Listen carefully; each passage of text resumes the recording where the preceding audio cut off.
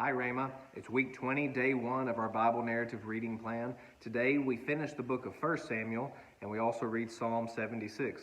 Now, as you read Psalm 76, think about why it would be paired with this chapter in 1 Samuel chapter 31, because here we read of the death of Saul. Just by way of reminder, we know that Saul had learned a long time ago that he would not be the forever king of Israel, that his family would not keep the throne, that he would be removed from the throne, that the Spirit of the Lord had left him.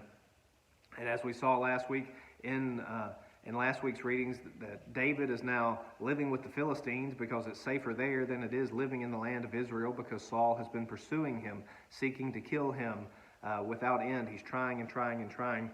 And Saul is now about to go into battle against the Philistines. And so David is in a tight. He's trying to figure out, I don't want to have to fight against my people, Israel. And so God protects him from that. And David doesn't have to fight in the battle.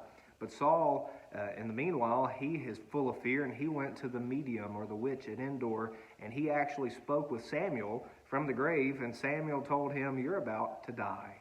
And so now we come to that battle in 1 Samuel chapter 31. It says the Philistines are fighting against Israel, and the Philistines overtake Saul and his sons, and the Philistines strike down 3 out of 4 of Saul's sons. This includes Jonathan. And now the battle is getting tight against Saul. Saul is afraid. Saul is wounded, but he does not die. And he seeks out someone to take his own life. He's trying to find a way to end it on his own terms. Ultimately, Saul is trying to commit suicide. This shows that Saul's ultimate weakness, this culminates an entire reign of where he's not trusting the Lord. He's not trusting the Lord in life, and he's not trusting the Lord in death. And so he's seeking to get someone else to come and end his life on his own terms.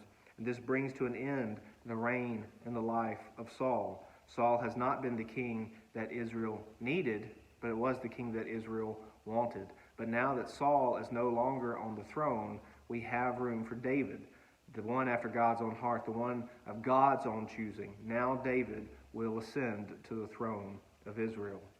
Here's a summary of today's reading.